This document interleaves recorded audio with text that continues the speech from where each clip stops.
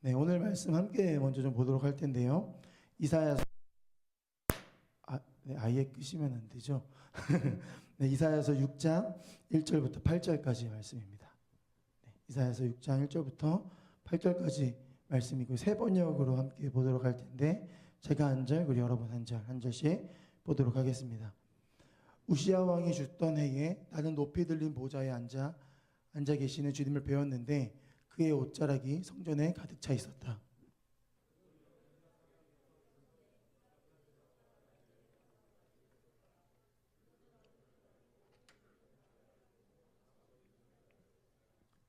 그리고 그들은 큰 소리로 노래를 부르며 화답하였다. 거룩하시다, 거룩하시다, 거룩하시다. 만군의 주님, 온 땅에 그의 영광이 가득하다.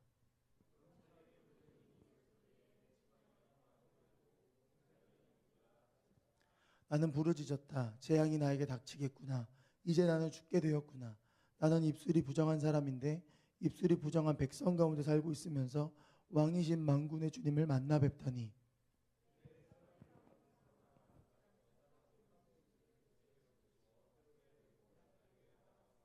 그것을 나의 입에 대며 말하였다. 이것이 너의 입술에 닿았으니 너의 악은 사라지고 너의 죄는 사해졌다. 함께 읽겠습니다. 그때 나는 주님께서 말씀하시는 음성을 들었다. 내가 누구를 보낼까? 누가 우리를 대신하여 갈 것인가? 내가 아뢰었다. 제가 여기 있습니다. 저를 보내어 주십시오. 아멘. 네.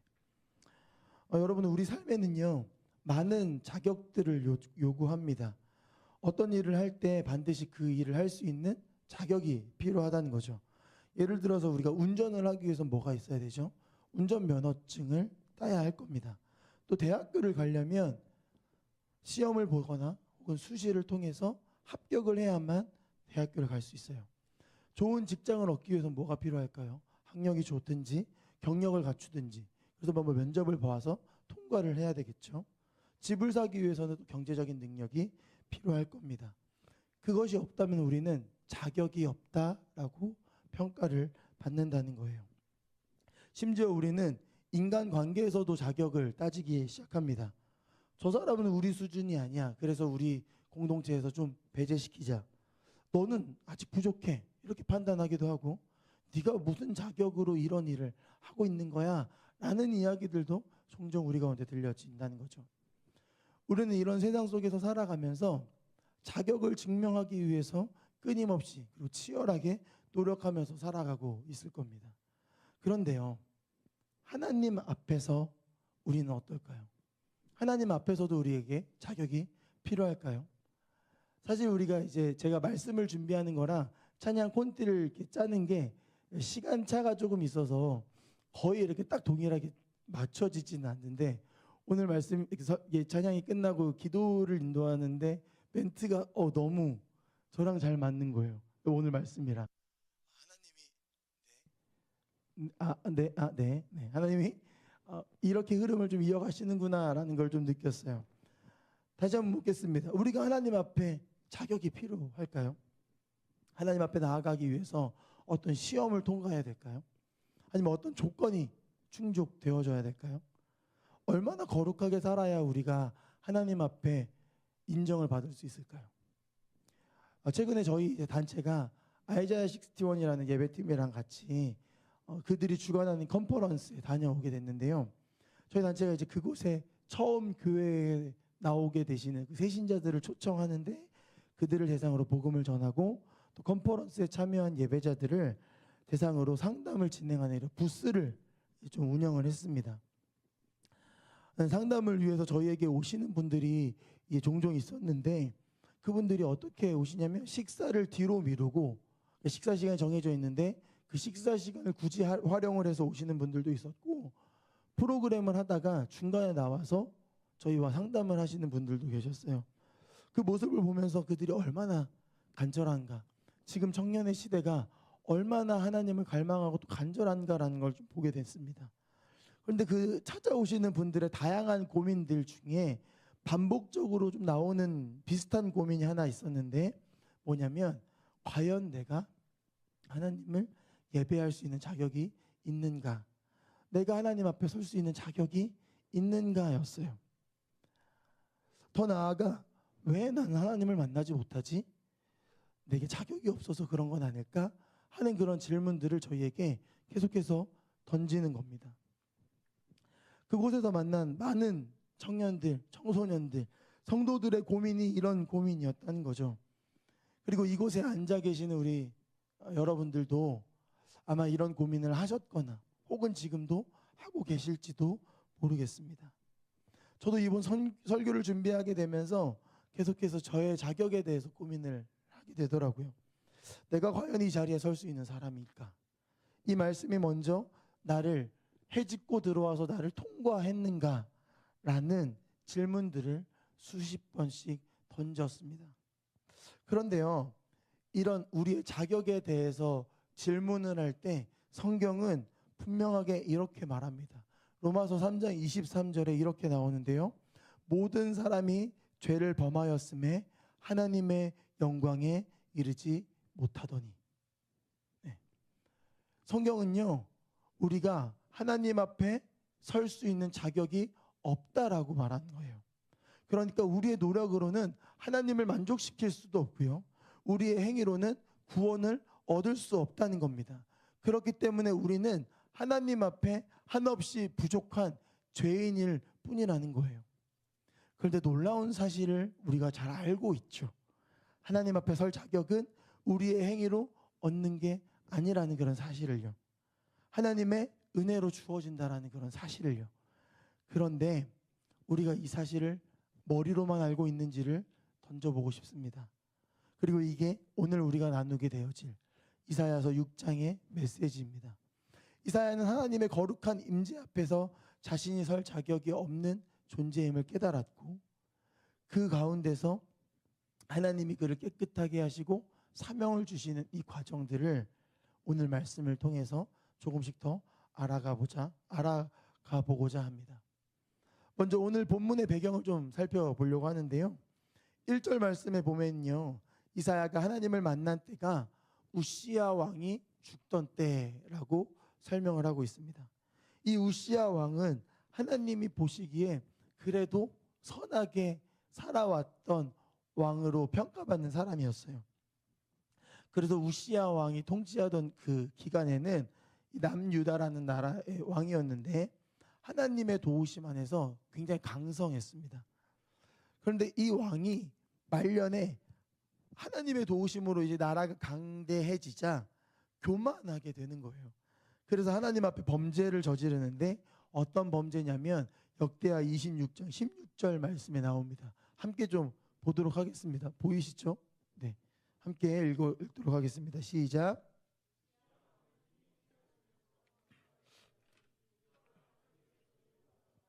주님의 성전 안에 있는 분향단에다가 분향을 하려고 그리로 들어간 것이다. 이것은 주 하나님께 죄를 짓는 일이었다. 아멘. 하나님께서 제사하는 제사장들과 레위인들을 통해서만 그것을 집행하고 드릴 수 있도록 명령하셨죠. 근데 자기가 직접 이 제사를 지내려고 했던 겁니다. 그러니까 이 왕이 지은 죄가 뭐예요? 하나님의 명령을 어기고 하나님의 뜻대로가 아니라 자기 뜻대로 그 일을 하려고 했던 겁니다. 그래서 하나님이 우시야 왕을 치시는데 남은 평생 동안 나병, 그러니까 문둥병, 한센병이라고도 하는 그 병에 걸려서 지내다가 죽게 만드셨어요. 이런 우시야 왕의 죽음이 이사야와 이 남유다 나라에 어떻게 다가오냐면 굉장히 충격으로 다가왔던 겁니다. 왜냐면요, 하나님의 도우심 아래 하나님의 손에 붙들려서 크게 쓰임받고 강대하게 나라를 통치했던 이 왕이 하나님의 심판을 받아서 죽는 모습을 목격했기 때문입니다. 그래서 그들에게 소망이 사라져버린 거예요. 이 땅엔 소망이 없다라고 여겨지는 거죠. 그래서 본문 1절 말씀에 우시야 왕이 죽던 해라는 이 기록은 이런 낙심한 상태의 나라와 또 이사야의 그 심경을 대변하는 말입니다. 이런 상황 속에서 이사야가 성전에 올라간 거예요. 이제 이 배경이 이렇게 진행되어지는데 그곳에서 누구를 만납니까? 하나님을 만납니다. 하나님께서 이사야에게 환상을 보여주기 시작하시는데 이사야가 높이 들린 이 보좌에 앉으신 하나님을 마주한 거예요. 또 하나님의 옷자락이 어떻게 됐다고 했죠? 성전에 가득했다라고 합니다. 이것을 우리가 익숙한 말로 표현하자면 하나님의 영광이, 그리고 하나님의 통치가 그 성전에, 이사야가 있는 그곳에 가득했다라는 거예요. 그리고 그 통치자이신 하나님 앞에 6날개를 가진 스랍들이 두 날개로는 얼굴을 가리고 두 날개로는 발을 가리고 두 날개로 날아다니면서 하나님을 찬양합니다. 여기서 스랍들이 왜 발을 가리고 얼굴을 가렸을까요? 하나님의 영광이 너무 강력하고 위대해서 자신을 드러낼 수 없었던 거겠죠. 하나님을 감히 바라볼 수조차 없었던 겁니다. 겸손의 표현이고 두려움의 표현이었습니다. 우리는 이것을 경외한다라고 표현을 하죠. 여러분 사극 보시죠. 사극 보시면 왕이 이렇게 앉아 있잖아요. 이렇게 앉아 있잖아요. 앉아 있을 때 그 평민들이 오면 신하들이 이렇게 쭉 나열해 가지고 얼굴 들지 못하고 이렇게 있고, 평민이나 혹은 어떤 신하가 대표해서 그 왕 앞에 이렇게 딱 오게 되면 어떻게 하죠? 엎드려서 고개를 숙이고 있습니다. 왜 그럴까요? 왕의 얼굴을 보는 게 두려워서도 있을 거고, 왕의 얼굴을 보는 게 허락되지 않았기 때문입니다. 스랍들이 지금 하나님 앞에, 하나님의 영광 앞에 하고 있는 일이 이러한 모습인 거죠. 이런 스랍들, 천사들인데 거룩하다라고 표현되어지는 이 천사들이 경배할 만큼, 얼굴을 가리고 경배할 만큼 위대하시고 놀라우신 하나님이 이사야 앞에 나타난 겁니다. 이 절대적인 하나님의 거룩함 앞에 이사야가 어떻게 반응을 할까요? 본문 5절 말씀을 함께 보도록 하겠습니다. 이렇게 이사야가 고백합니다. 함께 좀 읽을까요? 시작. 나는 부르짖었다. 재앙이 나에게 닥치겠구나.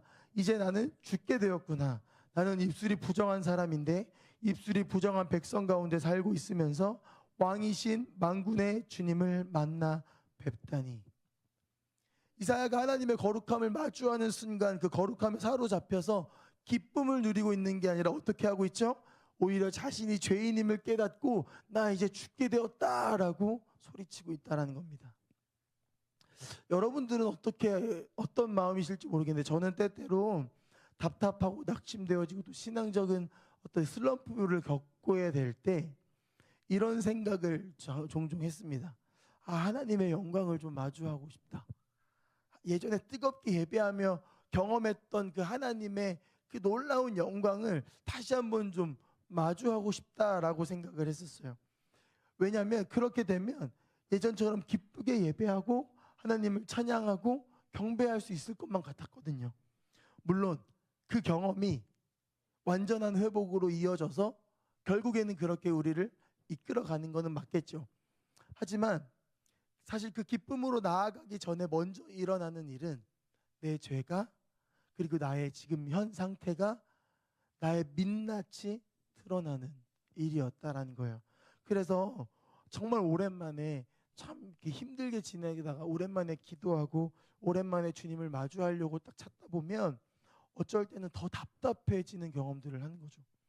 낙심되어지는 것만 같고 내가 하나님 앞에 아무런 자격이 없는 것처럼 느껴지게 되는 거예요. 마치 아이자야 컨퍼런스에 고민을 상담하러 왔던 그 수많은 상담자들이 내가 과연 하나님 앞에 설 수 있는 사람인가? 라고 질문했던 것처럼 말입니다. 하지만 우리가 말씀을 보고 또 우리의 신앙의 과정들을 보면 이 과정은 꼭 필요한 과정일 거예요. 그래서 저는 그분들의 그런 질문들을 봤을 때 이분들 잘 가고 있구나 라고도 좀 생각을 했던 것 같습니다. 아무튼 이사야가 이제 낙심되어진 이 상태, 완전히 무너져 있는 이 상태 가운데 올라가서 만난 그 하나님은 어느 때보다 위대하고 거룩한 하나님이셨습니다. 그리고 이사야는 자신이 하나님의 영광 앞에 마주하며 자신의 민낯이 드러나며 나는 이제 죽게 되었구나 라고 표현할 수밖에 없었던 겁니다. 우리도 마찬가지죠. 우리는 죄 가운데 태어났고 죄를 지으며 살아갑니다. 우리의 생각과 말, 행동은요 완전할 수 없어요. 우리는 하나님 앞에 설 어떠한 공로도 없습니다. 그래서 로마서 3장 10절에서 이렇게 표현하는 거죠.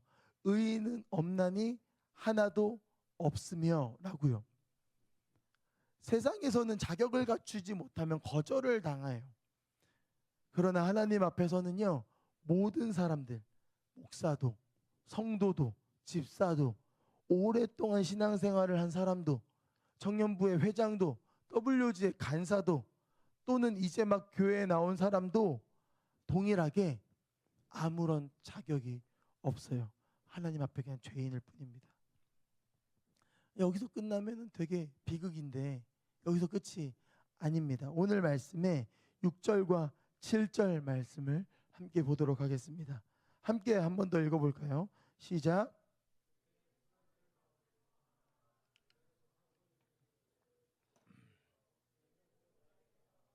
그것을 나의 입에 대며 말하였다. 이것이 너의 입술에 닿았으니 너의 악은 사라지고 너의 죄는 사해졌다. 아멘. 지금 말씀에 뭐라고 나옵니까? 여호와를 찬양하던 스랍들 중 하나가 부집게 하시죠. 숯을 집는 이 집게로 제단에서 타고 있는 이 숯을 집어가지고 이사야의 입에 갖다 댑니다. 그러면서 이렇게 말해요. 이것이 너의 입술에 닿았으니 너의 악은 사라지고 너의 죄는 사해졌다. 5절에 이사야가 자신은 입술이 부정한 사람이라고 자신을 표현하면서 죽음을 앞둔 사람처럼 얘기합니다. 그런데 이사야에게 스랍이 와서 입술에 숯을 대며 깨끗하게 하고 있어요. 여기서 중요한 게 무엇일까요? 이사야가 죄를 해결하기 위해서 아무것도 하지 않았다는 사실입니다. 더 정확하게 말하면 아무것도 할 수 없었겠죠. 그저 두려워 떨고 있었을 뿐입니다. 그는 스스로 깨끗해지기 위해서 어떠한 노력도 하지 않았습니다. 하지만 하나님이 그를 친히 깨끗하게 하신 거예요. 하나님이 직접 그 죄를 용서하고 계신다는 겁니다. 우리의 죄 사함이 우리의 노력과 열심으로 가능하지 않은 것처럼 말입니다. 이사야는요, 죽음을 기다리고 있었어요. 이제 자신은 죽게 되었다라는 것을 깨닫고 주님 앞에 벌벌 떨며 죽음을 기다리고 있었어요. 그런데 하나님이 직접 이사야에게 죄의 용서를 허락하십니다. 이사야가 무엇을 열심히 해서 혹은 무엇을 잘해서가 아니라 하나님의 사랑으로 용서하신 겁니다. 그런데 여기서 이 스랍들이 이사야의 입에 숯불을 대며 죄를 사하는 이 장면을 존 스토트 목사는 이렇게 좀 설명을 해요. 그리스도의 속죄를 예표한다라고 말을 해요. 그러니까 숯불이라는 것은 숯이 타오르면서 생기는 불이잖아요. 마치 구약의 희생 제사를 예표한다는 겁니다. 떠오르게 하는 거예요. 그리고 우리는 이 희생 제사가 궁극적으로 어디를 향하고 있는지를 알고 있습니다. 바로 로마서 5장 8절에 나와 있는 것처럼 십자가의 그 희생 제물, 완성되어지는 예수 그리스도를 십자가의 사랑과 희생에서 완성되어집니다. 그러니까 이 숯불은요, 그 이사야의 입술에 대는 그 숯불은요, 입술이 망하게 되어졌다라고 말하는 그 이사야에게 한편으로는 그 입술에 댐으로써 어떤 모형으로 보여주는 것과 동시에 궁극적으로 예수 그리스도의 십자가의 사랑과 희생을 예표한다라는 겁니다. 예수님께서 십자가에서 우리의 죄를 대신 짊어지시고 우리가 해결해야 할 죄의 심판을 해결하셨습니다. 그래서 바울이 로마서 5장 8절에 이렇게 선포하는 겁니다. 그러나 우리가 죄인 되어졌을 때에 그리스도께서 우리를 위하여 죽으셨습니다. 이리하여 하나님께서는 우리들에 대한 자기의 사랑을 실증하셨습니다. 확정하셨습니다. 라고요. 우리가 죄인 되어졌을 때라는 말이 무엇일까요? 용서받을 자격이 아무것도 없을 때를 말합니다. 지금 이사야가 벌벌 떨고 있는 그 모습인 것을 얘기한 거예요. 우리는 내가 이렇게 죄인인데 하나님이 나를 다시 사랑하실 수 있을까? 정말 하나님 나를 사랑하실까? 이론적으로는 알겠는데, 머리로는 알겠는데 너무 많이 들어가지고 이제는 알겠는데 가슴으로 느껴지지 않고 내가 잘 모르겠다라고 생각할 때가 너무 많아요. 내가 지금까지 하나님을 멀리하고 살았는데 내가 다시 하나님 앞으로 나아갈 수 있을까? 굳이 나갔는데 아무런 것이 느껴지지 않으면 더 낙심하게 되어지는 우리의 상황들이 우리의 신앙의 여정이라는 겁니다. 그런데요, 우리가 잊지 말아야 될 게 있습니다. 사실은요, 처음부터 하나님이 우리에게 찾아오시고 구원하셨던 건 아무런 자격이 없을 때라는 그 사실을 말입니다. 우리가 용서받을 어떤 행위를 한 것이 없는데 죄인 그 자체였은 그때에 하나님이 우리를 사랑하셔서 자신의 아들 예수 그리스도를 보내시고 우리를 구원하셨다라는 그 사실을 우리가 잊지 말아야 될 것 같아요. 그래서 바울이 에베소 교회에 보내는 편지에서는 또 이렇게 가르치고 선포를 하고 있습니다. 에베소서 2장 4절부터 9절 말씀까지를 좀 보고자 하는데 8절과 9절만 좀 핵심적으로 좀 보겠습니다. 8절과 9절을 함께 읽겠습니다. 여러분은 믿음을 통하여 은혜로 구원을 얻었습니다. 이것은 여러분에게서 난 것이 아니요 하나님의 선물입니다. 행위에서 난 것이 아닙니다. 그러므로 아무도 자랑할 수 없습니다. 9절에 뭐라고요?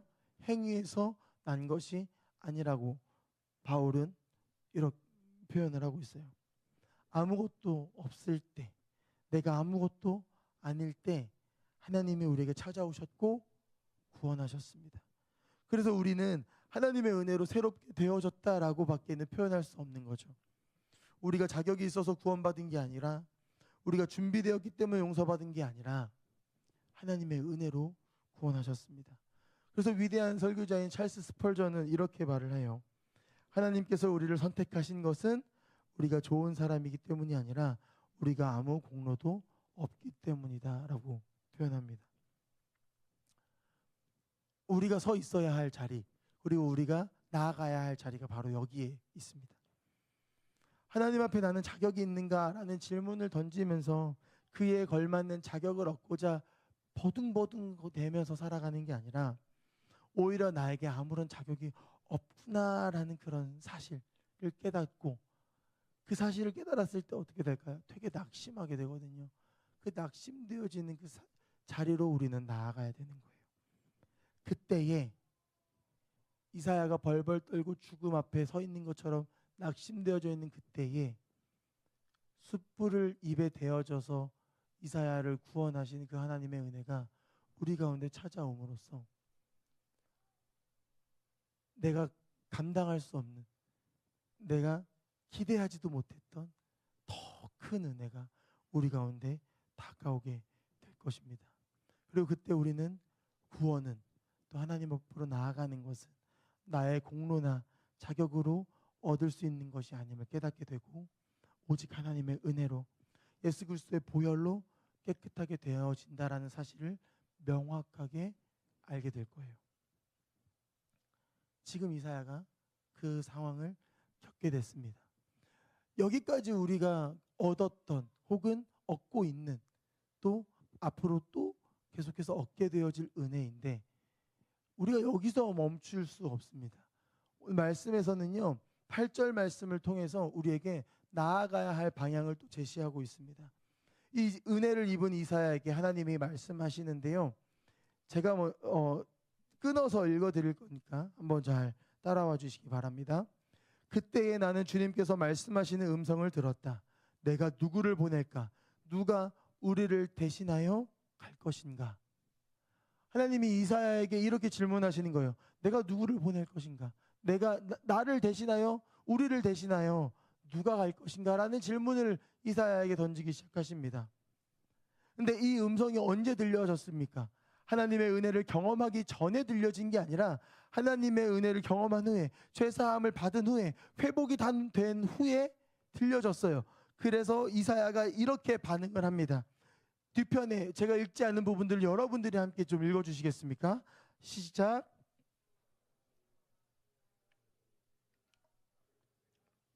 다시 한 번만 읽을게요. 조금만 더 큰 소리로. 시작. 내가 아뢰었다. 제가 여기에 있습니다. 저를 보내어 주십시오. 이사야가 이때 어떤 심정으로 하나님 앞에 대답을 했을까요? 그냥 마지못해 주님 제가 갈게요, 아무도 없으면 제가 가겠습니다 라는 그런 마음이었을까요? 아니면 힘든데 그래도 나라도 해야지, 그런 마음이었을까요? 아니겠죠. 이사야는요, 주님 당신이 원하시면 제가 가겠습니다. 주님이 바라보시는 그곳으로 내가 가겠습니다. 저를 사용해 주십시오라고 외치고 있는 겁니다. 왜요? 용서받았으니까요. 은혜를 경험했으니까요. 내가 아무런 자격이 없는데도 하나님께서 나를 구원하셨고, 내가 아무런 자격이 없는데도 하나님이 나에게 손을 내밀고 계시니까요. 하나님의 마음이 이제는 이 관계가 회복되어지면서 누려지는 겁니다. 우리가 구원을 그냥 천국 가는 티켓으로 여기지 말아야 된다라고 이 예배 때마다 우리는 얘기하는 것 같아요. WG가 계속해서 강조하고 있는 메시지 중에 하나가 뭐냐면, 구원은요 하나님과의 관계의 회복이라는 이야기를 계속하고 있어요.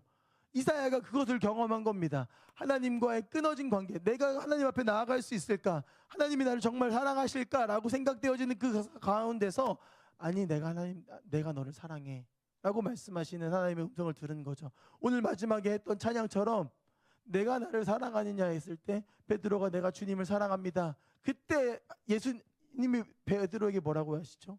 내 양을 먹이라, 내 양을 치라. 똑같은 겁니다. 하나님은 우리에게 동일하게 계속해서 반복적으로 이렇게 말씀을 하시는 겁니다.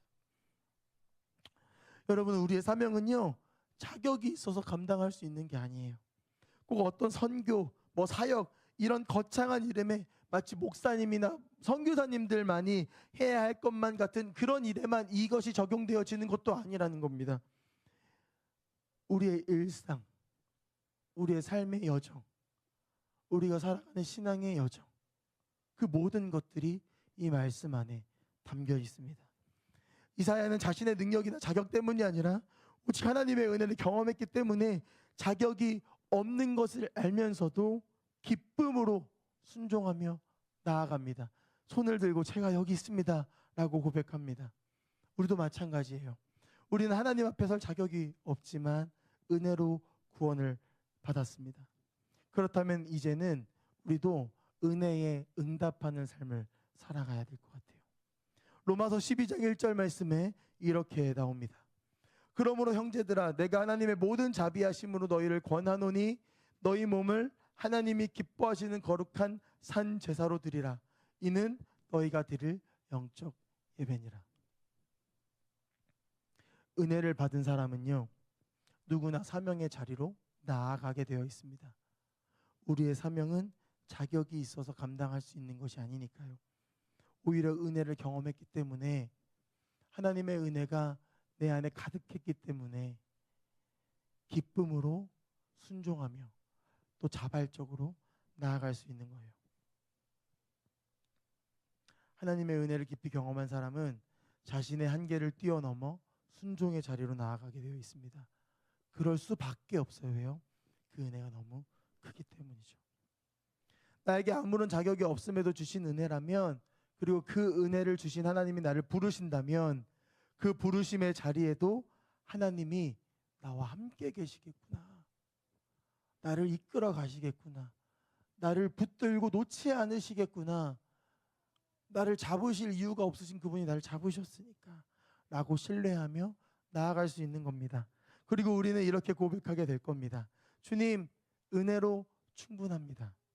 내게 어떠한 것이 주어지지 않아도, 나의 상황과 환경이 암흑 가운데 있을지라도 은혜로 충분합니다 라고 고백할 수 있는 겁니다. 우리 함께 이 고백을 같이 좀 들어봤으면 좋겠어요. 정말 마음에 동하신다면 여러분들의 목소리로 이렇게 고백했으면 좋겠습니다. 주님, 다시 한번요. 주님, 은혜로 충분합니다. 은혜로 충분합니다. 정말 여러분들의 마음이십니까? 아무것도 없을 때 찾아오셔서 구원하셨기 때문에 아무것도 없어도 이제는 하나님의 은혜를 기억하며 그 은혜만으로 충분하다고 고백할 수 있는 삶이 우리의 삶이 되어졌습니다. 그 은혜면 이제 우리는 충분하지 않겠습니까? 여기 앉아 계시는 우리 사랑하는 청년들이 이 은혜면 충분하다라는 고백으로 살아갔으면 좋겠어요. 혹시 만약에 제가 지쳐 있었던 것처럼 현재 여러분들의 삶의 동력을 잃어버리셨다면, 혹은 사역을 하시는 가운데 힘이 빠지셨다면, 신앙생활에서 지쳐버리셨다면 잠시 멈추어서서 다시 돌아보셨으면 좋겠어요. 또 새해를 이제 마주하면서 이제 2월을 마주하게 됐는데 새로운 마음으로 내가 하나님 앞에 다시 한번 하나님을 사랑하는 자리로 나아가고 싶다라고 고백하고 결단하셨다면 오늘의 말씀이 여러분들의 삶의 지표가 되었으면 좋겠습니다. 자격 없는 나를 구원하신 하나님의 은혜를 기억하면서 은혜 안에 머무르고 주님의 마음을 느끼는 시간들이 여러분들의 삶에 가득했으면 좋겠습니다. 그 과정 속에서 우리는 내게는 아무 자격도 공로도 없고 모든 것이 하나님의 선물로 주어진 놀라운 은혜라는 사실을 깨닫게 되어질 거예요. 그리고 다시 일어나서 걸어갈 수 있는 힘과 능력을 하나님을 통해서 얻게 되어질 겁니다. 설교를 좀 마무리하면서 제 이야기를 좀 던져드리고 하려고 하는데요. 이번에 이제 설교를 정기 예배에서 처음 이제 제가 저의 입장에서는 처음 하게 됐는데 이 설교를 준비하면서 정말 좀 많은 일들이 좀 겹쳐서 왔던 것 같아요. 한 일주일 정도 전에 이제 대표님이 저한테 전화를 주셔서 요거나 너 설교할래? 설교하자 이렇게 말씀하시는 거예요. 근데 제 아무래도 시간이 그렇게 긴 여유의 시간이 있지 않았고 또 이제 제가 처음이다 보니까 저에게 선택권을 주시더라고요. 그래서 처음에는 막 이러면서 막 웃었어요. 한 1분을 그냥 이렇게 웃었던 것 같아요. 되게 부담이 되는 자리더라고요. 근데 이제 하나님 앞에 내가 예스 하면서 가겠다라고 마음을 먹었기 때문에 네 제가 하겠습니다 라고 얘기하고 이제 끊었어요. 그리고 나서 딱 그 한 주의 시간을 딱 시작을 하는데 제가 예상하지 못했던 수많은 일들이 막 겹치기 시작을 하는 거예요. 저희 WOG는요 1년에 한 번씩 이제 연초에 1년을 준비하는 장시간의 회의를 진행을 하거든요. 인스타그램에도 올리고 뭐 제 스토리에도 막 올렸는데 어제 저녁 6시 반에 모여가지고 12시에 마치는 이런 장시간의 회의를 1년에 한 번씩 합니다. 이걸 준비를 해야 되는 거예요. 저만 준비하면 되는 게 아니라 아내도 준비를 해야 됐어요. 그러니까 아내도 새벽 3시, 4시까지 이제 작업을 하고 저도 설교 준비하고 뭐 새벽 4시까지 또 뭐 또 준비를 하고 네, 그러고만 있으면 되는 게 아니죠. 아이도 있고 또 아이도 뭐 등원도 시켜야 되고 깐난쟁이를 또 봐야 되고 설교도 준비해야 되고 그러니까 정신없이 한 주가 지나고 이제 회의까지 어제 잘 마쳤고요. 오늘 아침에 근데 일어났는데 목소리가 이런 거예요. 지금은 진짜 많이 돌아온 거거든요. 그래도 말을 할 수 있잖아요. 아까 이제 찬양하는데 오늘은 나 찬양 못할 것 같아. 그래서 인도자분들의 찬양팀한테 오늘 저 찬양 안 할 거니까 열심히 불러주세요 하고 왔는데 그래도 이제 회중석에 앉아서 찬양을 하는데 그래도 조금 나오더라고요. 올 때까지는 막 쉰소리밖에 안 나와가지고 막 아내랑 아들이랑 소리 내지 말라고 막 이렇게도 얘기했었거든요. 목소리가 안 나오니까 오늘 당장 설교인데 되게 당황스러운 거죠. 그리고 당일이 됐는데 바빠가지고 충분히 준비한 것 같지 않은 그런 마음에 되게 막 예민해지기도 하고 몸도 안 좋고 하니까 막 피곤하기도 해서 아내에게 막 예민하게 굴기도 했어요. 심지어 그런 일이 평소엔 없는데 막 여러 가지 외부의 어려운 일들이 막 하나둘씩 막 겹치기 시작을 하는 거예요. 막 이런 것들이 막 겹치기 시작하니까 막 확 무너지더라고요. 그래서 아내한테 이렇게까지 얘기했어요. 온 우주의 기운이 내가 설교하는 걸 막는 것 같다. 이렇게. 진짜 막 막혀 있는 것 같은 거예요. 그래가지고 설교 진짜 지금 바로 총무님한테 전화해야 되나? 왜냐하면 설교는 준비 다 되긴 했는데 못 서겠는 거예요 여기에. 마음이 너무 무너지니까. 낙심된 제 모습을 보고 아내가 빨리 그러지 말고 들어가서 내가 애들 다 볼 테니까 들어가서 좀 기도부터 좀 하고 나와 이렇게 말을 하더라고요. 그래서 에라 모르겠다 다 덮어놓고 기도하러 들어갔어요. 들어가서도 뭐 어떤 기도를 했겠어요. 이사야가 하나님의 영광을 마주하면서 죽겠노라고 얘기했던 그런 모습, 성전에 올라가서 그 낙심된 상태로 우울한 모습으로 나아갔던 그런 모습이 제 모습이었던 것 같아요. 하나님 앞에 엎드려가지고 왜요 하나님 저 설교하지 말라는 거예요? 막 이런 기도를 하고 하나님을 막 이렇게 하나님과 막 대화하고 씨름하고 있었는데 그 자리에서 하나님이 제게 이렇게 말씀하시는 것 같았어요. 혁은아, 오늘 네가 전할 말씀 그거 지금 너의 이야기 아니냐? 지금 네가 자격 찾고 있는 거 아니냐고. 근데 사실 그 자격이 너에게 없는 거 네가 말씀 준비하면서 알았잖아. 내가 널 아무것도 아닐 때, 죄인이었을 때 구원했고, 내가 널 불렀고, 그리고 내가 지금 너를 세우려고 하는 거야 라고 말씀을 하시는 것 같았어요. 그 순간에 이 말씀이 나에게 필요했던 말씀이었구나. 여기 있는 다른 누군가가 은혜 받는 게 아니라 내가 들어야 되는 말씀이었구나 라는 것을 좀 깨닫게 되었습니다. 게다가 하나님은 참 선하신 분이시라고 느껴지는 게, 제가 외부에 어려웠던 상황들이 해결되어지는 그 잠깐의 순간에, 제가 기도를 뭐 1시간 2시간 한 것도 아니거든요. 근데 잠깐 기도하고 나왔는데 그 순간에 바로 그것을 하나님께서 해결해 주시는 거예요. 그래서 오늘 이 자리에 왔을 때 이제 기도하려고 모였는데 간사님들이 제 목소리를 들으시더니 다 걱정을 하시더라고요. 괜찮겠냐고. 근데 저는 아무렇지도 않았어요. 뭐 간사님들에게는 온 우주의 기운이 내가 설교하는 걸 막는 것 같다, 뭐 이런 장난도 치고, 뭐 어떻게든 되겠죠, 뭐 이런 식으로 얘기를 했지만 사실 제 마음에는 전혀 아무런 상관이 없었어요. 왜냐하면 하나님이 저를 사랑하셔서 은혜를 주셨고 저를 불러서 세워주신 거니까요. 여러분, 이 은혜가 저에게만 주어진 건 아니죠. 여러분 각자에게 허락하신 하나님의 은혜들이 있을 겁니다. 처음 하나님을 만났던 순간들, 혹은 예배하며 주님을 찾고 구했던 그런 순간들, 다 무너져 있는 상태에서 눈물밖에 나오지 않는 그 순간에 하나님이 톡 하고 건드시는 그런 순간들, 때로는 하나님이 우리의 민낯을 보여주세요. 너 이런 사람이야, 야, 너 이것밖에 안 되는 사람이야 라고 보여주는 것 같은 그런 순간들도 있으셨을 거예요. 근데요, 하나님이 그 순간에 여러분들에게 어떻게 이야기하셨는지를 한번 다시 떠올려 보셨으면 좋겠습니다. 여러분 각자에게 허락하신 하나님의 은혜를 기억하면서 이 사실을 묵상하며 새로운 한 달을 살아가셨으면 좋겠어요. 하나님이 우리를 먼저 사랑하셨기 때문에, 또 하나님이 우리를 죄에서 구원하셨기 때문에 우리는 그분을 기쁨으로 섬길 수 있는 겁니다. 그래서 우리 마지막으로 말씀 구절 한 구절만 좀 보겠습니다. 요한일서 4장 19절 말씀인데요, 함께 보겠습니다.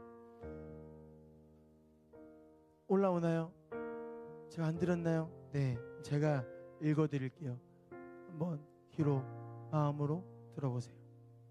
우리가 사랑함은 그가 먼저 우리를 사랑하셨습니다.